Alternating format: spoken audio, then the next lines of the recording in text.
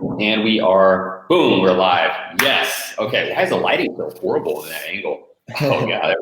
Okay. All right. So let me pull up the Facebook group so I can see all the comments. And guys, if you're hopping on hashtag live, let's expand the reach, because what you're about to see here is going to be amazing.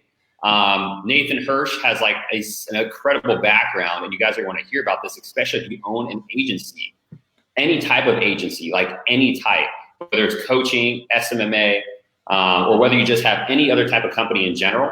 What you're going to learn here today, Nathan's going to like freaking drop some fire bombs on you right now. Fire bomb sounds like aggressive. I don't think I'll ever say that again. Knowledge bombs, nuggets, whatever you want to call it. He's going to drop just fucking landmines on your face. All right, so let's see here. So guys, if you don't know Nathan, he started his initial company that he started. If you guys do not know Nathan, pay attention closely. He started a company and scaled it to $20 million. He's going to tell you how, but then he started a company called FreeUp. And there's some in-between stuff, which Nathan will give you the backstory, which is amazing. But FreeUp is, if you're familiar with companies like Upwork, it's like Upwork on steroids. So if you guys are not familiar with Upwork, then I don't know what's happening in your world right now. But FreeUp, which is a company Nathan owns, is like Upwork on steroids. So he's going to break that down to you too. So Nathan, thanks for joining the channel. Yeah, appreciate you having me. Excited to be here. Same, man. Okay, so first of all, everyone, hashtag live, you're jumping on now. So Nathan, give us a backstory. You built your first company up to $20 million. How old were you?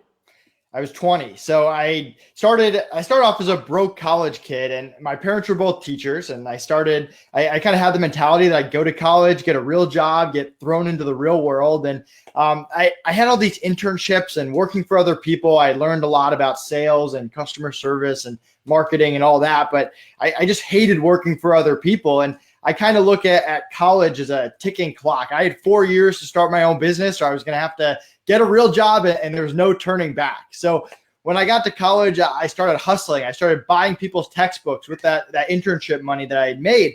And I created a little referral program.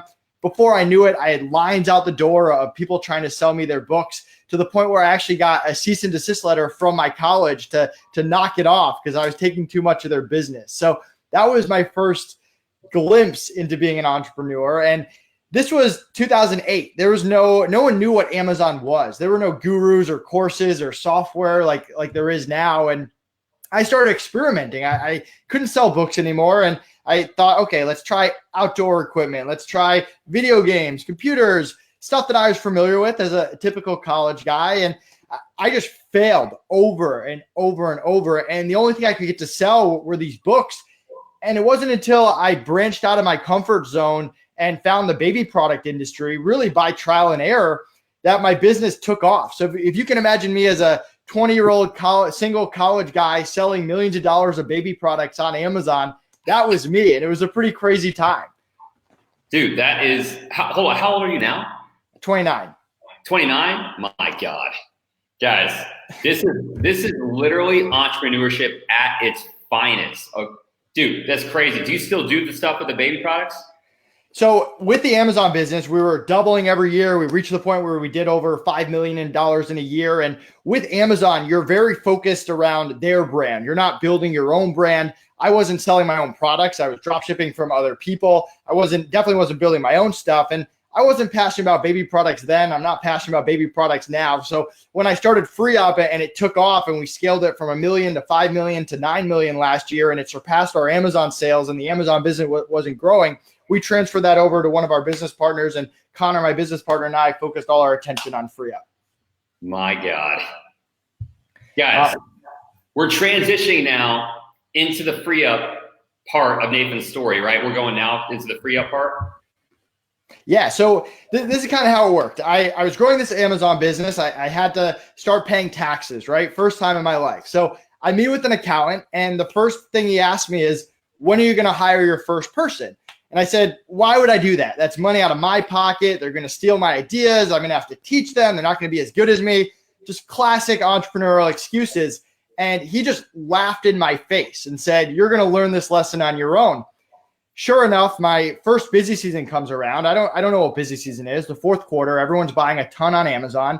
and I just get destroyed. I'm working 20 hours a day. I'm answering every email, filling every order, and my social life plummets, my grades drop, and I get to the end somehow fighting my way through to January, and I think, man, I can never let this happen again. I need to start hiring people.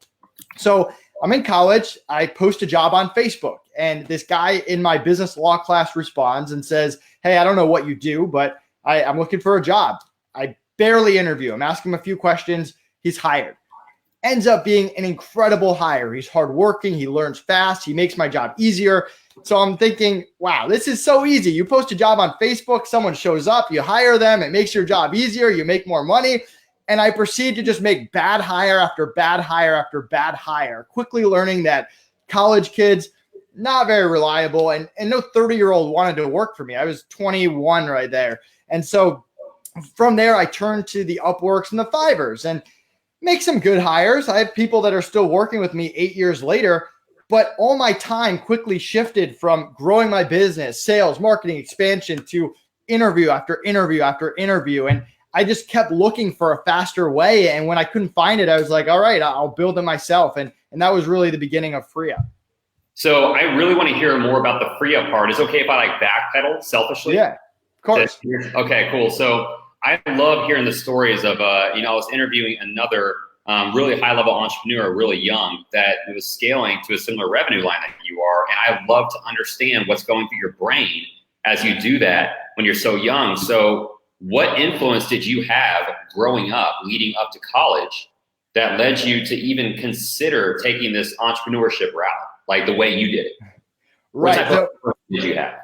So I mentioned my parents were both teachers. My mom actually, she was a teacher and then she started a nonprofit. So a little bit of business there, somewhat different, but I got to see her work ethic when it got involved. But I did an internship at the Aaron's Corporation, and I got to work under the CEO, Dave Edwards, who taught me a ton, everything about sales and making the ask to how to manage difficult people, making all different types of money and trying to manage the culture that kind of goes along with that, to actually having to get on a delivery truck and deliver products and deal with pissed off people in person that are yelling at you in your face. So I just got a ton of real life experience at a very young age. And I also kind of saw his lifestyle where he'd be on the golf course texting me from his cell phone. He's like, hey man, I'm at work. And I'm there stuck in his office doing all his work for him. So I kind of got that glimpse into what the CEO life is like and how you can really work for anywhere. And it just made me want it more. Okay, that's awesome, dude. Is it so as you were doing that, like what did you read any types of books leading up to that? And what were those books that you read that influenced you? Yeah, I mean, I actually went to school for entrepreneurship. I started off undecided and then I announced entrepreneurship. And so I was studying entrepreneurship while I was growing my business on the side, which was kind of cool. But one of the books that really stuck with me is Start With Why. And that kind of, it just resonates with me because like with Amazon, it was fun. It was exciting. It was my first business. I got to just experience a lot, but after a while, I just kind of lost passion for it, even though money was still going into my bank account. And I couldn't really figure out like why that was. Like, you should enjoy this baby, this business that you created. And at the end of the day, who was I helping? I was helping me. I was helping my manufacturers and maybe my team. And with FreeUp, I mean, I get to help clients from all over the world, businesses achieve their dream. I get to speak on podcasts and conferences and make a difference regardless of whether people use my service. And on the freelancer side, we paid out $6+ million to freelancers around the world. And I get to see pictures of their houses and their cars and how they provided for their family. So that book always just resonates me for just like finding passion and a reason besides money for doing what you do. Dude, I freaking love that. Start With Why was one of the first books I read also, starting out along with The Compound Effect. I read them back to back. And guys, if you have never read Start With Why, Nathan's breaking it down right now. Like, you need to be able to have your mind on the stuff that's not monetary, right? Because all that stuff's like a byproduct. Like, so you want to start with why you're doing something and it'll be able to fuel your fire, right? Right. I always call it the honeymoon period. When you first make money for the first time, it's awesome. It's fun. And maybe you buy something that you shouldn't, or you like play around with it, but then it gets old and you're like, what's my purpose? What am I actually accomplishing? And I think that book really puts it into perspective. Okay, dude, I freaking love it. What kind of obstacles did you run into? And the reason I want to ask this question is because when you deal with obstacles as an experienced entrepreneur, a tenured entrepreneur, more conditioned, you're used to shit happening, right? So you have intuition, right, and wisdom. But when you're younger and you're scaling to that revenue that you did, how exactly did you deal with those big obstacles that you had at such a young age? Yeah, so let me kind of tell you about the day it all came crashing down. So we moved past to when I hired some people, made some bad hires. I'm using Upwork and all that, and we're in year 2 or 3. And I have this concept in my head of let's hire a manager of the day, someone who I can just teach to do everything: customer service, listings, changing prices. We didn't have software back then, so I hire someone. I spend 6 months teaching them. So there I am with this guy who's running 95% of my business. He's awesome. He's making my life easier. I can sleep better at night. On the flip side, I had this supplier that I was just crushing it with. I had other suppliers, but I would do way more with this one. So I spent all my time listing their products, optimizing their products, and I get the business to an unbelievable place. It is on autopilot. Money's flowing in. I'm working as much or as little as I want to. And I think, okay, it's time to take a real vacation. I haven't really had a vacation in a few years. So I go to Myrtle Beach and I'll never go back. On the first day of my vacation, I get 3 phone calls. First, the manager of the day, who I just spent 6 months training, quits on me.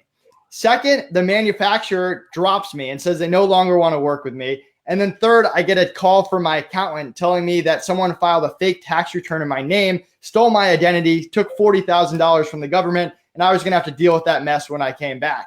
So I went from this unbelievable high, I'm this 21-year-old crushing it, I'm the boss, no one can tell me what to do, to boom, let's start all over again. But it was the biggest lesson in diversification, and I'm so happy I learned that at a young age. I mean, when I came back, it was like, all right, let's find a lot of suppliers, and if one drops me, it's not the end of the world, and let's departmentalize. Let's find one person for customer service, one person for listing, and wouldn't be the last person that quit on me, but the next time it happened, it wasn't that big of a deal. And within 6 months, not only were we bigger than we were before, but we were more protected and more diverse.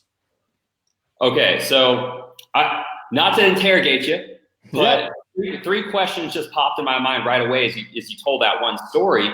And number one, I just want everybody on this live to be able to understand like the significance of how amazing this really is because of the situation. How old were you when it came crashing down? This $20 million. Yeah, 22-ish. So 22 years old, $22 million. 21, yeah. Yeah, crazy. I mean, I don't care what 20s you're in. It's still crazy, right? Yeah.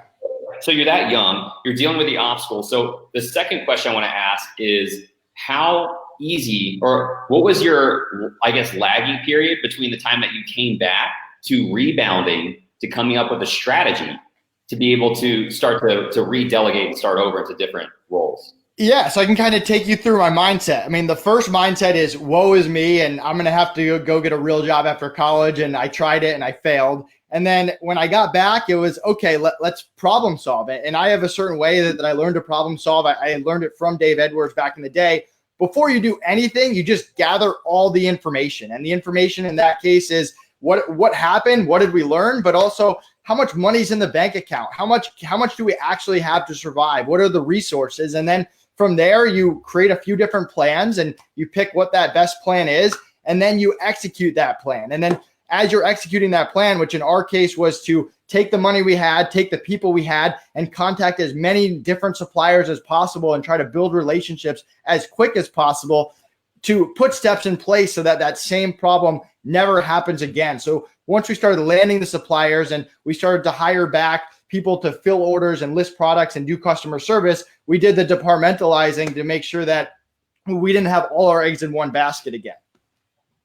So did you have a dwelling process between the time you came back and you're like, well, there goes my fucking identity and my business? So was there a dwelling process between the time that you got back, cried a little bit and took action? No, I spent the rest of vacation crying and drinking. And then when I got back, I hit the ground running right away. And again, it was like ticking clock. You got X amount of money. You have people that are still hired and working, and you have your Amazon account set up and orders to fill, and you just got to get going, you know? Fuck yeah, I love that. That's really good. Okay, so what about when you started and you made the decision to, did you call it departmentalized? What was it? Departmentalize. Departmentalized. Yeah. Okay, I'm not going to say that 3 times fast, but I'm not even going to say it again, actually. So when you decided to do that, obviously you compensated differently, right? What did that look like versus the first time you tried to hire one person to do everything?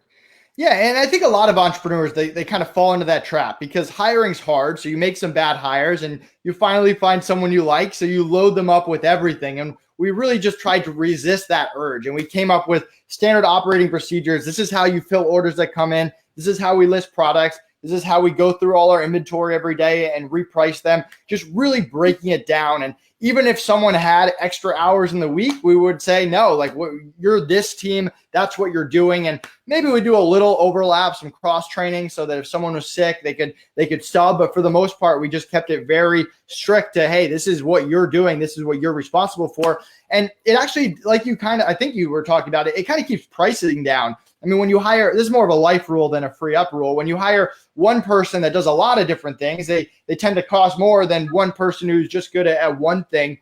The con is you end up managing more people, but you also reduce the risk of having all your eggs in one basket. So what does that look like in terms of like money out that you're paying out versus paying one person? What was the variance between like how much you paid out having multiple people versus having one person do everything? Oh man.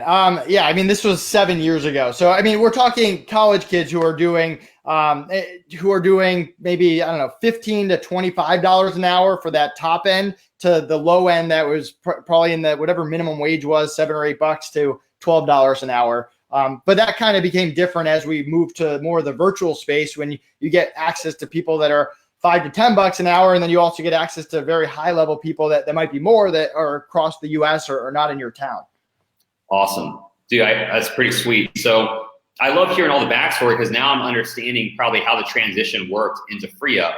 So I guess the next question I want to ask is like, because I can hear why you probably went into the freelance business, but what was your next big influence that helps you pull the trigger or like flip the switch in your mind to say like, you know what, like fuck Amazon, it's time to go into this new business model?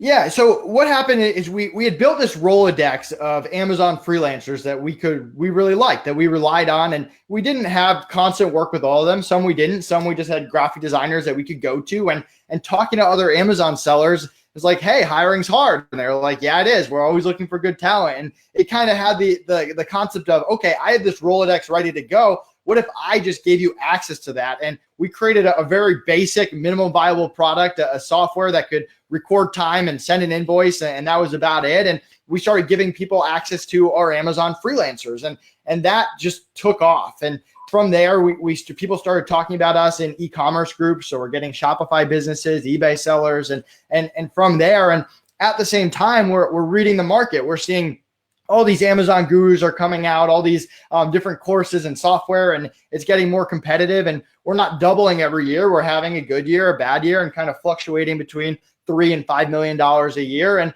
we're all of a sudden Amazon or FreeUp takes off, and then we have to kind of make that decision. Okay, where do we focus our time? Do we want to keep churning and changing to whatever Amazon's new rules are, because they're always coming out with new policies, new things to make it harder? Or do we focus on building our own brand, our own reputation? I mentioned being passionate about helping people. And that's really when we pivoted. And once FreeUp really surpassed our Amazon sales and just left it in the dust, that's when we just made the full decision. Let's stop even spending our time on the Amazon business and go full with FreeUp.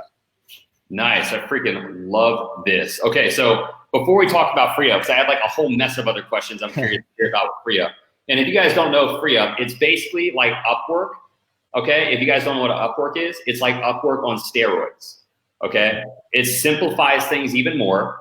You can find amazing quality people to outsource your work to. So it's like Upwork on steroids. So we have a question down in the comments, and we're going to backpedal a little bit, but it's a great question because kind of piggybacks on what we were talking about. So whenever everything crashed at 22 years old, your $20 million company like crashed, you had your identity stolen, and then you had $40,000 taken out in taxes, and then everything's falling apart. How did you develop the resilience prior to that happening to where you were able to just tell yourself in your mind, I'm still going to come back, we're going to crush it, nothing stops here, the world keeps moving, we're going to be successful? Like, how did you build up the resilience leading up to that point? Yeah, part of it is I didn't want to work for someone else, and I just really wanted to be an entrepreneur. And I don't think I was scared of letting other people down. That's just not really how I think now with FreeUp I am, just because a lot more people are relying on me. But I'm never really scared of like, oh, this person's not going to like me or this person's going to think I'm a failure. I've never really gotten to that place mentally. But for me, it was like, this is what I wanted. I want to be an entrepreneur. Like, this is a setback. Everything happens for a reason. We have to go forward. In terms of, sorry, what was the second part of that question?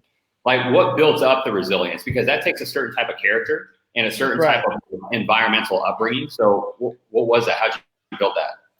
Yeah, I mean, I know what I was going to say. Part of it was I felt like I was playing with house money. I mean, I was a 20-year-old entrepreneur who was still going to get my college degree. I graduated college, and worst case, I could always go out and get a real job. Although I absolutely did not want to do that. It's not like I had a wife and a family and kids that if I missed that mortgage payment, we were all going homeless, if that makes sense. So I feel like at that point, I was at a good point in my life, whereas now if I just lost all my money and I don't know, even now I don't have a wife and kids, but it just, for me, I'm always weighing like what's worst case scenario versus what is the potential. And for me, I'm kind of balancing low risk, high reward situations and making decisions to push forward. I feel like I take risk, but I take it in a very strategic way that if things don't go the way that I'm planning, I'm not just left out on the street, if that makes sense.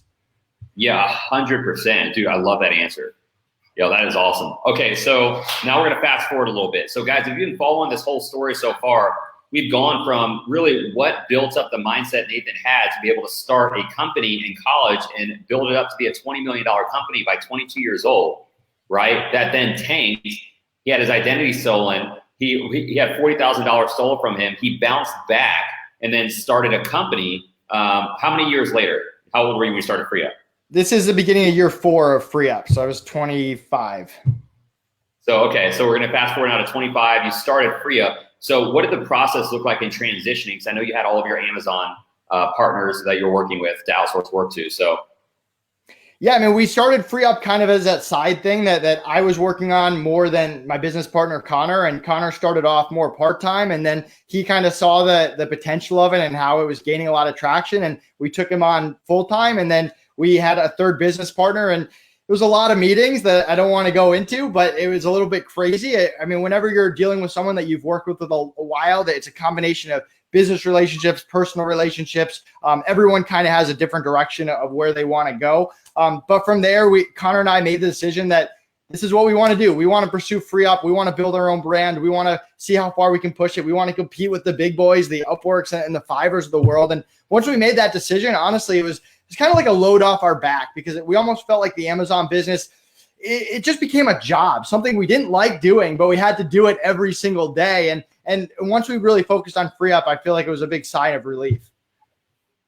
So when you were starting FreeUp, because you were going up against obviously some bigger tycoons in that space, or I guess whatever you want to call them, I think your company is like far beyond what they're doing. But when you first start something, obviously you're like, okay, well here's where the bar is set right now. So what was your first step in starting FreeUp? Were you looking at, this is what they're doing, here's how I'm going to do it differently? Or did you have your own vision and take it step by step? What was your mentality going in, knowing that this is where the bar is being set right now? Yeah, and I think that was the first reaction we got when we launched FreeUp. It's like, oh, great, another freelancer marketplace. That's what the world needs right now. And we kind of had to take the mentality that we were going to go in and see everything that we liked about all these other marketplaces, because there's certain things that they do well, and then we were going to change everything that we didn't like. So we took the who can actually offer the service on the platform. Anyone can go on Upwork right now and offer their service, and it just becomes a big free-for-all. And I know they have a review system, but how many times have you hired someone that has 5-star reviews and not had a 5-star experience? So we wanted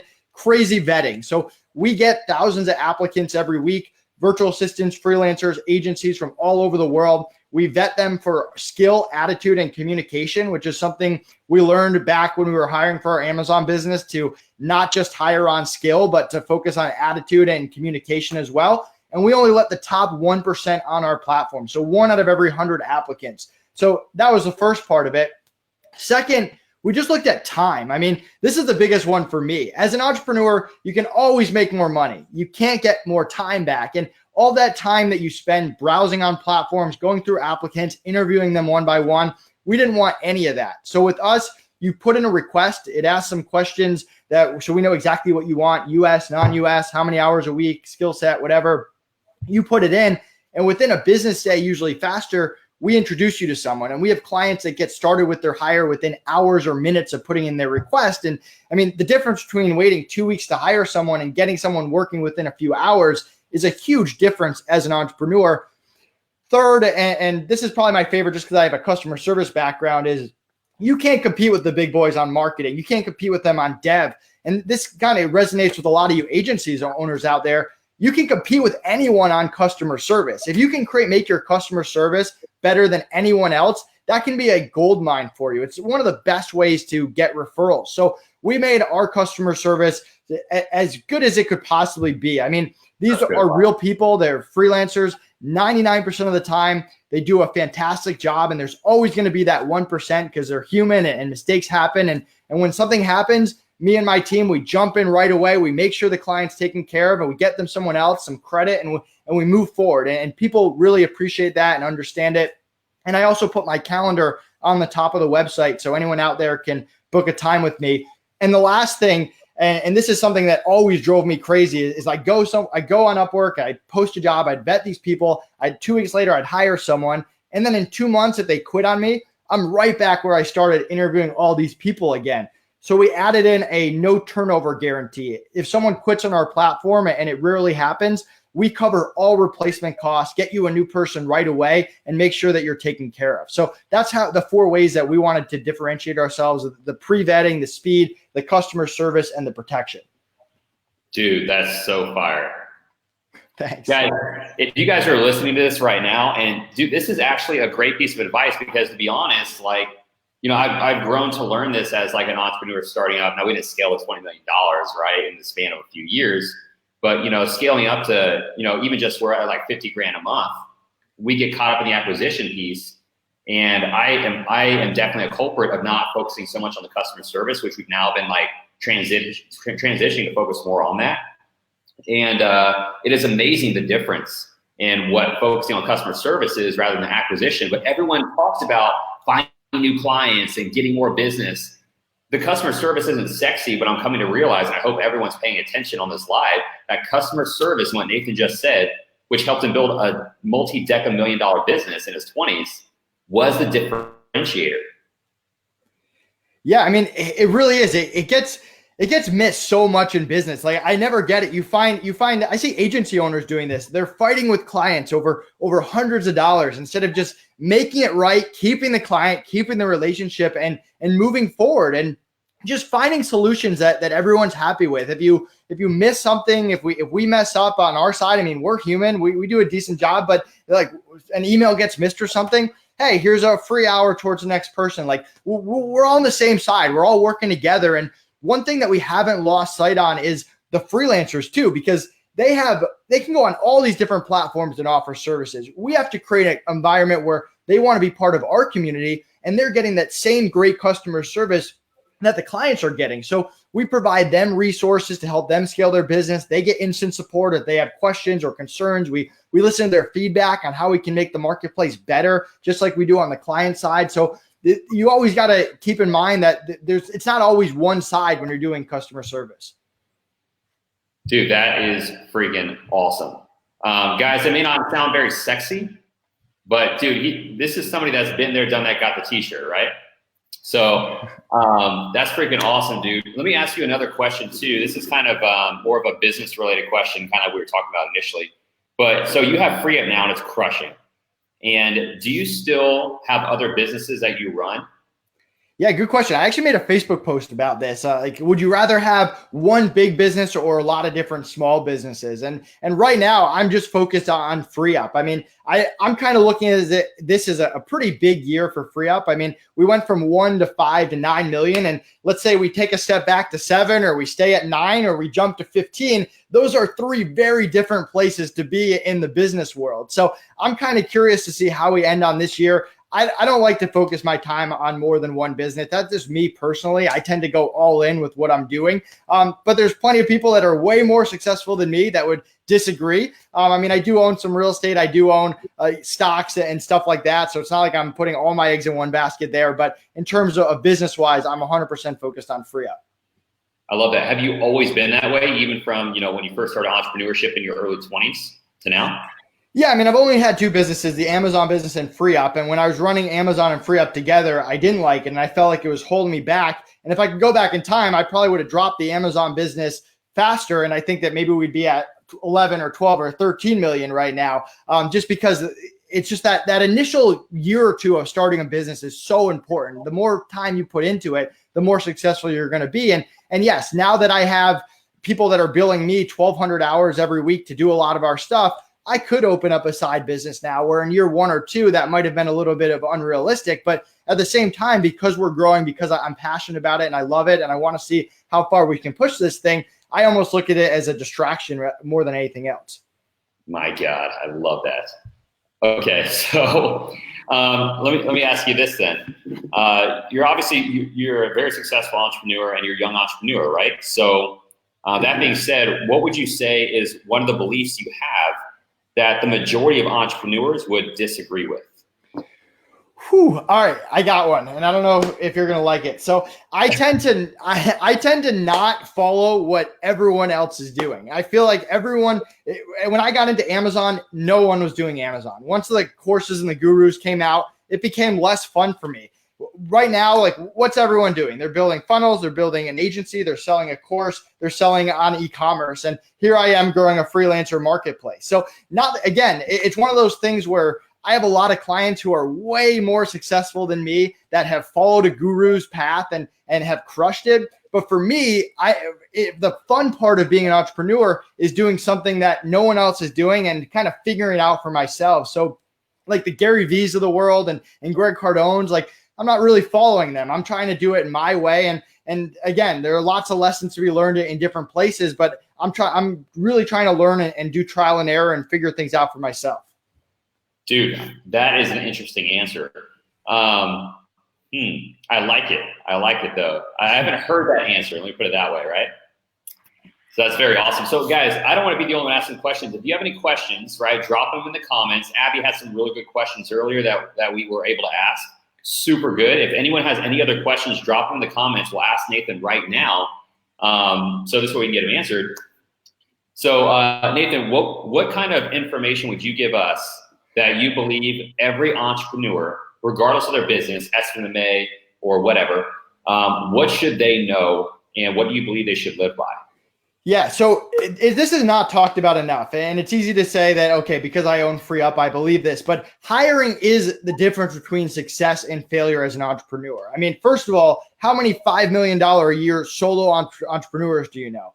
Not many. You have to hire people if you want to get to a certain point. And the difference between having a 70 to 95% success rate hiring, no one really gets to 100%, or to that 30 to 50%, that can crush your business. There's a lot of really good business ideas out there that fail because they hire the wrong people. And there's a lot of average business ideas that crush it and make the business owner a lot of money because they hire amazing people that can take the business to the next level. And if you can figure out what your hiring process is and keep making it better and better and better over time, that is worth gold. I always say that there's two things you have to be able to do. Sales, no matter what business you're in, you got to learn how to do sales, and hiring people. Because if you're struggling with sales or you're struggling to hire people, it's going to be very, very hard to scale your business. So focus on what you can control. Focus on your hiring process, whether it's where you're finding the people, how you're interviewing them, how you're setting expectations, how you're starting a feedback loop to get things going the way you want. Really focus on the things that you can control to make your hiring process better and better and better over time. Dude, I love that. Are there so two things, right? Number one, do you have any type of like roadmap or any place people can get advice on the best way to hire people? Yeah, I do. I don't know if I have time for all of it, but I have my 5-step hiring process that I'll kind of go through a little bit now, and you can check it out more on my blog or other webinars. But step 1 is identify what you want to take off your plate. So I always say, to create two lists, a list of everything you do on a day-to-day, week-to-week, month-to-month basis, and a list of everything you're not good at, everything outside your core competencies.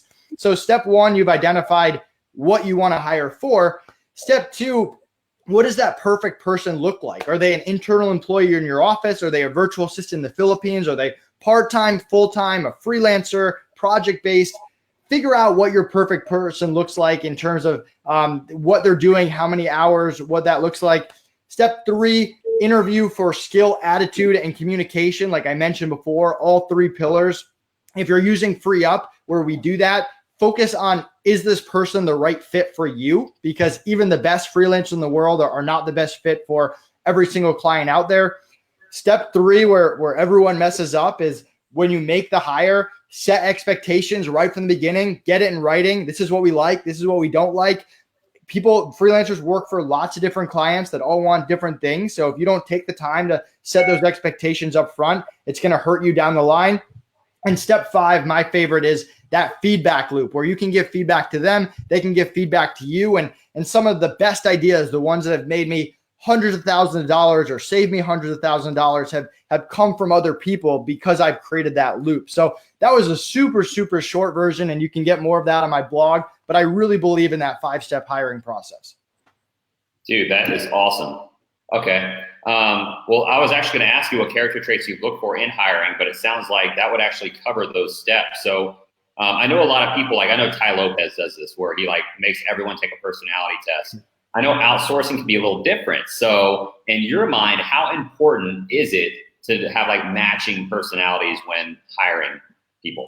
Yeah, I don't do the personality tests. Again, people out there might disagree with me. I mean, for us, for skill, we do skill tests. We put them through. We don't need everyone to be a 10 out of 10. You can be a 7 out of 10 or a 4 out of 10, as long as you're honest about what you can and cannot do and you're priced accordingly. For attitude, which kind of falls into the personality, we look for people who are passionate about what they do.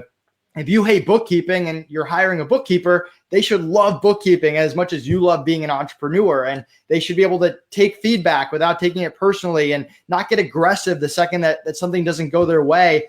And then with communication, we've all had bad communication experiences. We want people that respond within a business day, that can hit deadlines, that can speak your language at a high level. And I have 15 pages of that we make people memorize and get tested on before they get on our platform. And I wrote it myself based on my own bad communication experiences. So I really look for that full triangle, that complete person.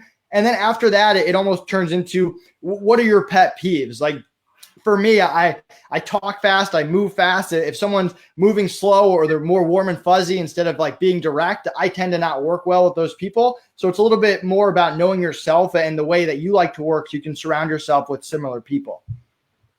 All right. I freaking love that. All right. Dude, guys, if you are not getting a lot out of this, I promise, as you begin to scale your business, this information you're getting right now is super gold. And I'm asking questions, Nathan, from a point of like, I hired like 5 people in-house in one of my companies. I've already lost 4 of them over the last 3 months. I've kept one of them. So these are like issues, guys, if you're watching this, that are like super important to understand.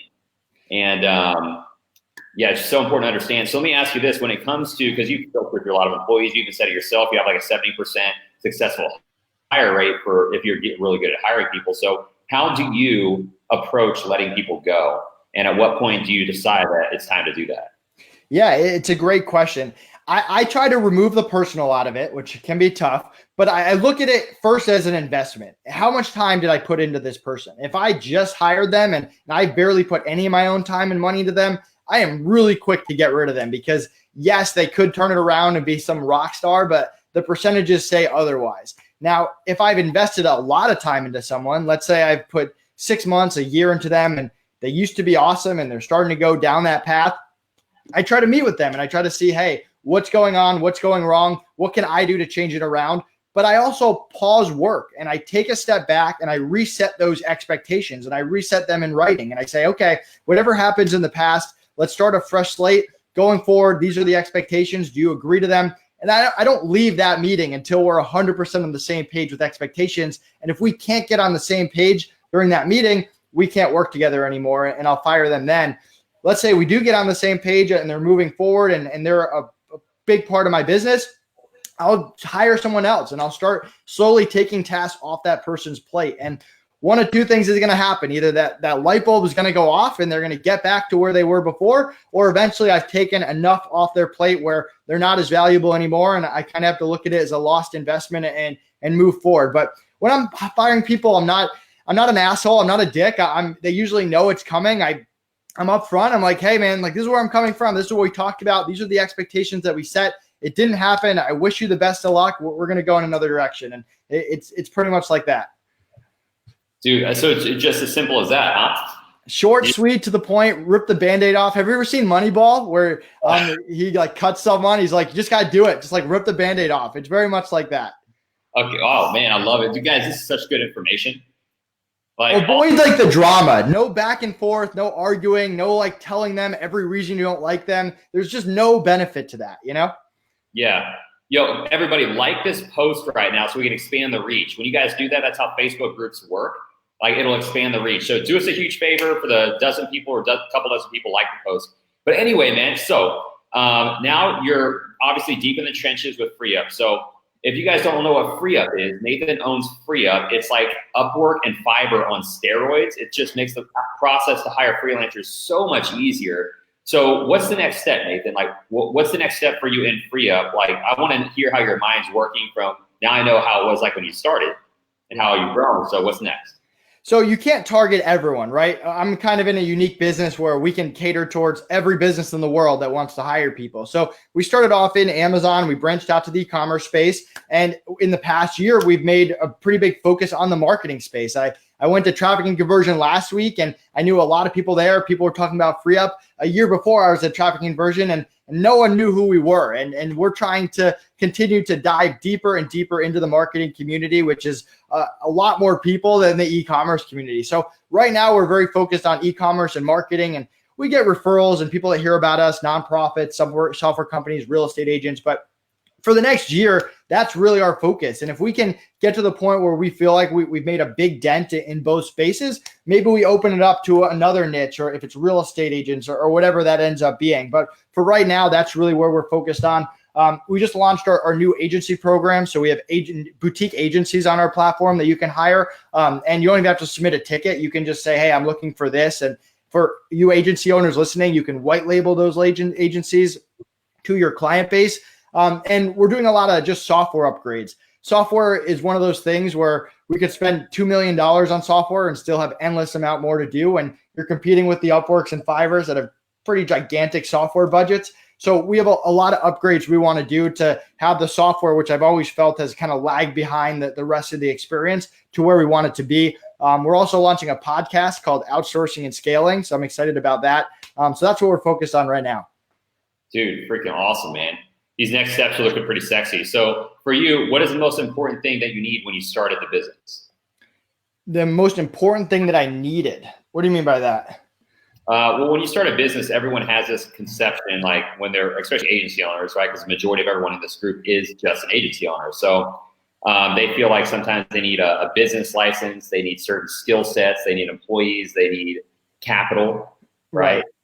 So what do you think is the most important thing you need? Which I don't think you need any of those things. But For me, it's the reputation. I mean, let's say that the first few clients that use FreeUp, they had a bad experience. Maybe the freelancer was right and the client was being a little crazy. And I was like, you know what? I'm not giving you your money back. Like, get out of here. Like that's kind of stuff ruins your reputation. It ruins your brand. Right now, I've spent a lot of time making sure that people know that we take care of them and we make sure that they have a good experience. And whether they have a good or a bad experience, they always feel like we're on their side. And I feel like you spend so much time building it. And from the beginning, you can establish yourself in that place or not. And I always try to stay away from anything that could tarnish that kind of reputation in any way. And I feel like as a small business, people don't realize whether it's your reviews or people talking about you or referrals or all that stuff, your brand, what people think about the way that you operate your business is so important.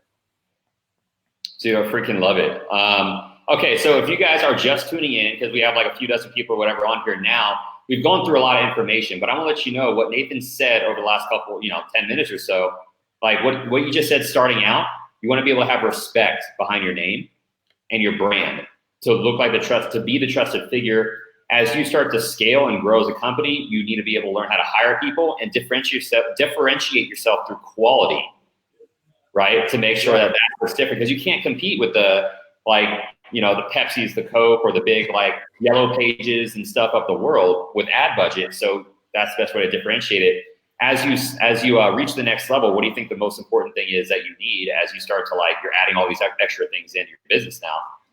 For me, it's always been about feedback. And the second you stop listening to feedback for the people that use your business, the second you start going down a path you don't want to go down. And for us, I mean, even now, all right, we had a lot of success. We went from 5 million to 9 million. It'd be easy to be like, all right, we know what we're doing. We got a plan. Let's execute it. But instead, we take the mentality of, I want to know everything that you don't like about FreeUp. I want to hear every bad experience you have. What's confusing about the software? Where do we lose you in our email marketing? Well, from the freelancer side, what do you not like about our project board? What can we do? What can my assistants do to better serve you? We love that feedback. And it doesn't necessarily mean you have to act on every single piece of feedback instantly. You can vet through it and prioritize and all that, but that information is gold. And if you're not collecting that information and talking to the people using it and figuring out what they don't like about your business, you're really missing out, and it becomes harder and harder to keep that quality over time. My God, I love that. Guys, feedback, market research is, super gold. I mean, that's why we built a Facebook group, right? To be able to have a cesspool of like-minded individuals and then collect that market research and that feedback to build what we build. And dude, so how do you collect feedback? What are your main ways to collect feedback? I know we've been on this for an hour. I know we'll get ready to jump off and ask. No, I'm in no rush. So main ways, I mean, we send emails out to people. I think it's a week after they hire them, or there's a certain amount of days, they get an email from us being like, hey, how's your experience with X going so far? We have it in our email blasts that go out once a month. It's like, hey, we want to hear your feedback. We've got my Facebook group that we're constantly listening to people's feedback. From my assistant side, whenever we're talking to clients, I teach them and I train them to always be asking these certain questions to try to pull that out. And I mean, when I run into people at conferences, I'm never scared to be like, hey, what do you think of FreeUp? And if they say, hey, it's great, okay, that's cool. But how do you think we can improve? What could we do better? So really diving deeper.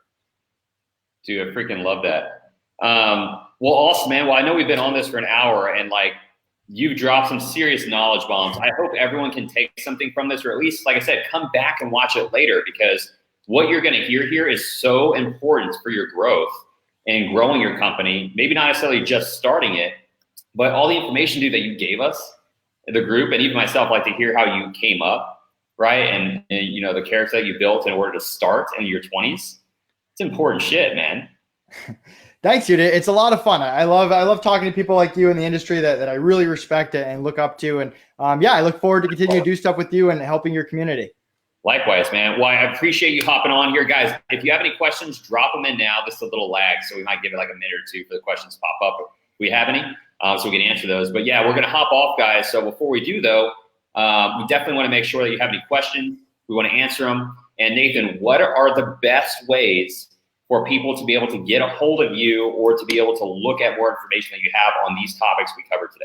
Yeah, so I'm probably one of the easiest people out there to contact. Right on the FreeUp website, you can book a time right with me to talk about your business. You can create a free FreeUp account. It's free to sign up. There's no monthly fee, no minimums, no maximums. You can stop using us at any time.